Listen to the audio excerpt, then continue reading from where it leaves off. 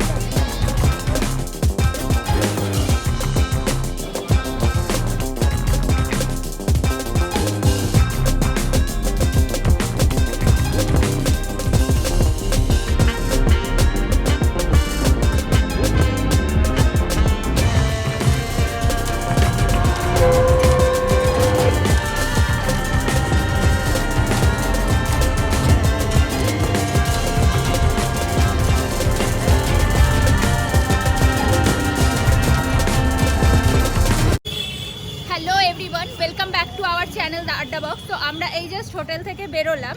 আমরা এখন যাচ্ছি কাশী বিশ্বনাথ টেম্পলের দিকে। তো তোমাদেরকে গিয়ে দেখাচ্ছি, চলো দেখতে থাকো।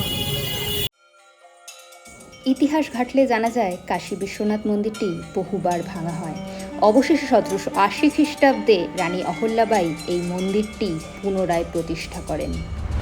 বলা হয় দেবাদিদেব মহাদেবের 12টি জ্যোতির্লিঙ্গের মধ্যে কাশী বিশ্বনাথ মন্দিরটি সপ্তম, যেখানে রয়েছে শিব এবং সত্য। আমরা এখন চলে এসেছি কাশী বিশ্বনাথ টেম্পলে। আর এটা হচ্ছে 4 নম্বর গেট, তোমরা দেখতে পাচ্ছ। 4 নম্বর গেটটা মোটামুটি ফাঁকা থাকে, তো পুজো দেওয়ার জন্য এটাই গেট। চলো এবার ভেতরে এগোনো যাক। ভেতরে মোবাইল অ্যালাউ নেই, তোমাদেরকে যতটুকু দেখানো যায় ততটুকু দেখানোর চেষ্টা করছি। মানে এরকম একটা জায়গায় আসলে না মন থেকে একটা মানসিক শান্তি পাওয়া যায়। এই দেখো এখানে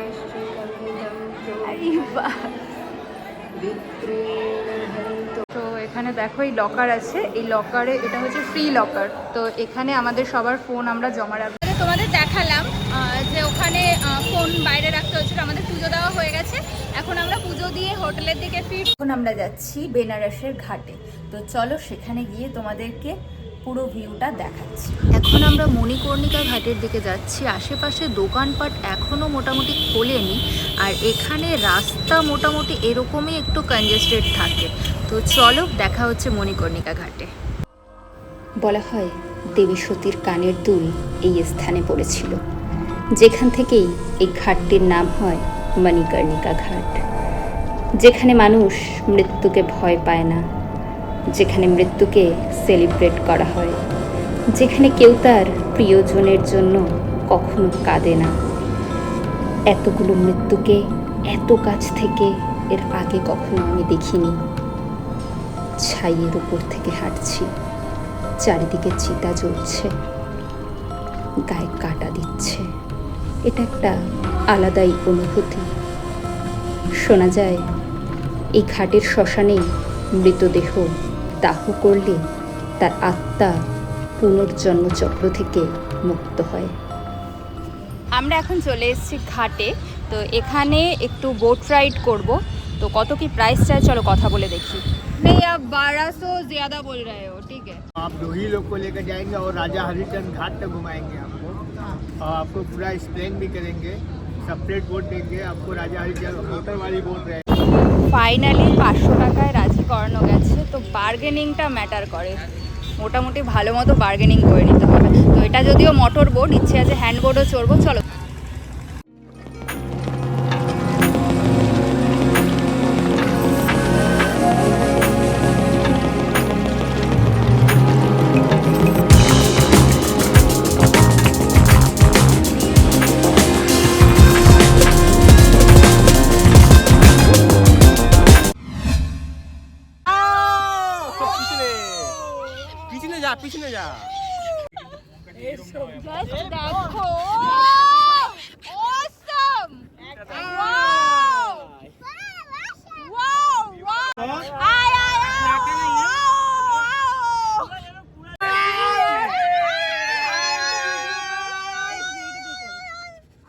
সারাক্ষণ এই খেতে থাকে হলুদ কালার তেলে ভাজা आपको उस पार ले जाएंगे, हॉर्स राइडिंग, कैमल राइडिंग, आप लोग 10-20 मिनट रुक जाइएगा। अच्छा ठीक है। और प्राइस कितने का है? प्राइस सिर्फ 500 रुपया। ठीक आप है। लोग बढ़ा के भी दे सकती है अपने आपका- खुशी से। और केवट को दान भी किया जाता है। आपका कांटेक्ट डिटेल्स थोड़ा बोल दीजिए। 75 21 88 43 27। তো তোমরা যারা আসতে চাও, দাদা বলে দিল দাদার কন্ট্যাক্ট ডিটেলস। এটা হচ্ছে রত্নেশ্বর মহাদেব মন্দির। মন্দিরটি 9 ডিগ্রি বেঁকে রয়েছে। মনে করা হয় রাজা মানসিংয়ের কোনো সার্ভেন্ট তার মা রত্নাবাইয়ের জন্য 500 বছর আগে মন্দিরটি তৈরি করেন। এটি কাশী কারভাট নামেও পরিচিত। আমরা এখন আছি সুসমেধ ঘাট। তো এই দিকটায় ঘাট, আর এই দিকটায় হচ্ছে লেখা আছে এটা বেনারসের যে নকশাটা সেটা এখানটায় আছে, মানে পুরো বেনারসটা কিভাবে কি করা হয়েছে, কোথায় কোন জিনিসটা আছে। তো দেখো, আর এটা হচ্ছে সুসমেধ ভবন। আর এই জায়গাটা দেখো, এই জায়গাটা তো অসম্ভব সুন্দর লাগছে। দেখো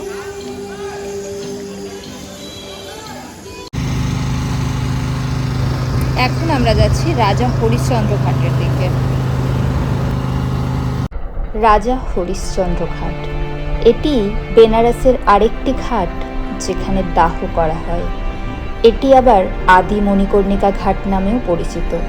বলা হয় রাজা হরিশ্চন্দ্র এখানে দেহ সৎকারের কাজ করতেন। একদিন তার স্ত্রী তারই সন্তানকে দাহ করতে নিয়ে আসেন এবং তিনি বলেন যে কর ছাড়া তিনি দাহ করতে পারবেন না। তখন দেবতারা তার এই সততা দেখে তাকে পুরস্কৃত করেন এবং তার মৃত পুত্রকে তার কাছে ফিরিয়ে দেন।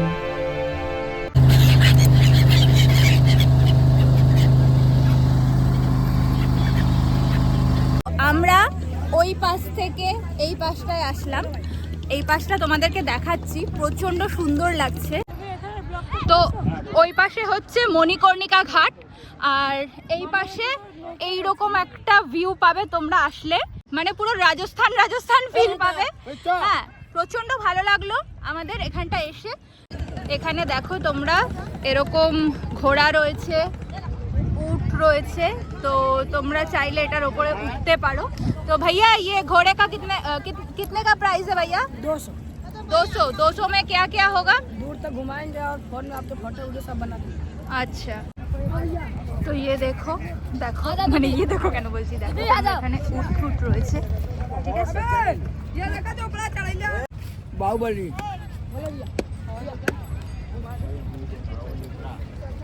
इधर চলো আমাদের এবার ওপারে যাওয়ার পালা। অসম্ভব ভালো লাগছে। এখান থেকে ওপারটা দেখতেও যতটা সুন্দর লাগছে, ওপার থেকে এপারটা দেখতেও ততটাই সুন্দর লাগছে। তো এখানে এই যে উট বা ঘোড়া রয়েছে, ঠিক আছে, সেগুলোতে তোমরা চাইলে ফটো তুলতে পারো, তোমরা চাইলে কিছুটা এগিয়ে যেতে পারো। তো সেক্ষেত্রে এরা অনেক বেশি টাকা চাইবে, তো তোমরা 100 টাকার বেশি কাউকে দেবে না। এখানে নর্মাল হচ্ছে এটা 100 টাকা, তো এরা এখানে 500-600 এরকমও ডিমান্ড করে। তো চলো পরে ওপাশে গিয়ে তোমাদের দেখাচ্ছি। हर हर महादेव, हर हर महादेव, हर हर महादेव। आप लोग को बनारस में घूम के कैसा लगा? बहुत अच्छा, बहुत अच्छा। बनारसिया, बनारसिया, पान बनारस वाला, खुल गया बंद अकल का ताला, फिर तो कमाल सीधी कर दे सबकी चाह। ओ छोरा किनारे वाला छोरा, किनारे।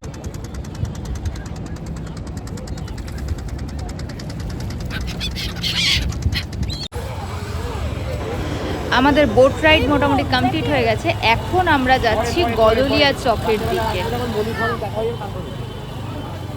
এখানে তোমরা দেখতে পাচ্ছ, এটা হচ্ছে সেই চৌরাস্তার মোড়টা। ঘাটটা, এখানে এই দিকে সোজা চলে যাচ্ছে হচ্ছে বিশ্বনাথ টেম্পল। আমরা যেদিক থেকে আসলাম এটা হচ্ছে দশাশ্বমেধ ঘাট, আর এই দিকটা হচ্ছে সোজা এই পাশটা যাচ্ছে হচ্ছে মায়দাগির, তারপরে তোমার কাল ভৈরব টেম্পল।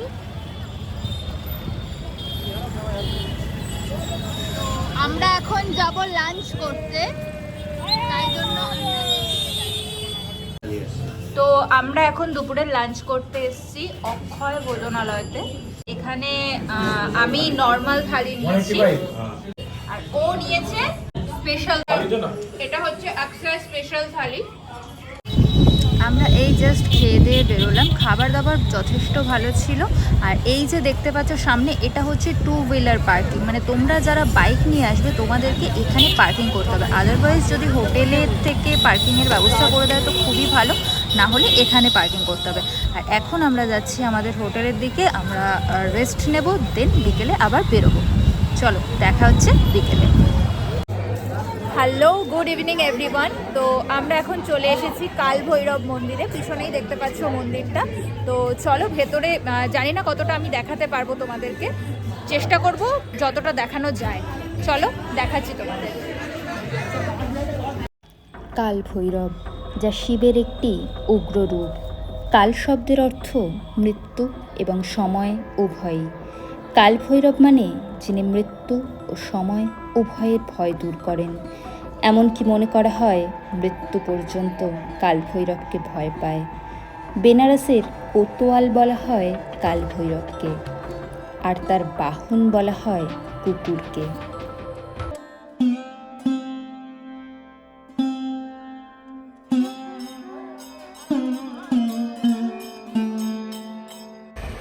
আমাদের নেক্সট ডেস্টিনেশন হচ্ছে সংকটমোচন হনুমান মন্দির। তো এখন আমরা চলে এসেছি সংকটমোচন হনুমান মন্দিরে। এই যে হনুমান মন্দিরটা তোমরা দেখতে পাচ্ছ, এখানে মোবাইল ক্যামেরা কোনো কিছু অ্যালাউ নেই। তো আমি বাইরে থেকে যেটুকু পারছি তোমাদেরকে দেখানোর চেষ্টা করছি।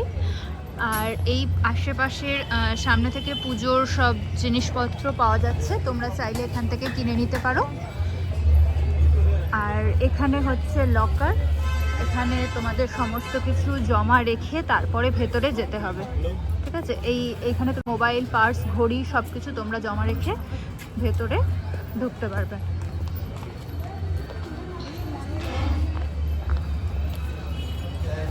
এই হচ্ছে মন্দিরের সামনেটা। এর ভেতরে আর ফোন অ্যালাউ নেই, তো আমাকেও ফোনটা যথারীতি এখানে লকারে রেখে তারপরে ভেতরে যেতে হবে। ঠিক আছে, আমরা তাহলে ভেতরে গিয়ে পুজো টুজো দিয়ে আসি, তারপরে আবার তোমাদেরকে বাকি দেখাচ্ছি। পুজো দেওয়া হয়ে গেছে, এখন আমরা যাচ্ছি বেনারসের গঙ্গা আরতি দেখতে। তো চলো তোমাদেরকে গিয়ে দেখাচ্ছি সবটা।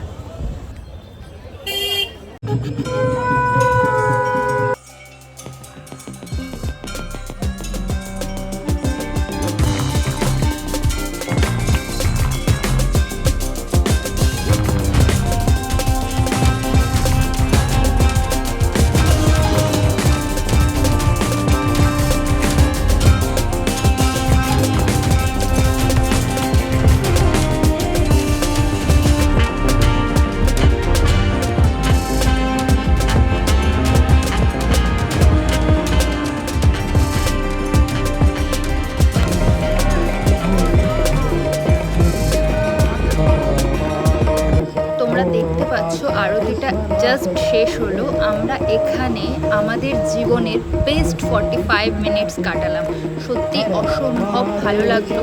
আর তোমরা তো সকলেই জানো বেনারসের এই ফেমাস আরতি, যেটা নিয়ে আর কিছু বলার নেই। আমরা এই জাস্ট এখানে নৌকোতে উঠেছি, তো এখান থেকে যে কটা ঘাট আছে সেগুলো দেখাবো। সন্ধেবেলায় ঘাটের ভিউটা জাস্ট তোমরা দেখো কতটা সুন্দর লাগছে।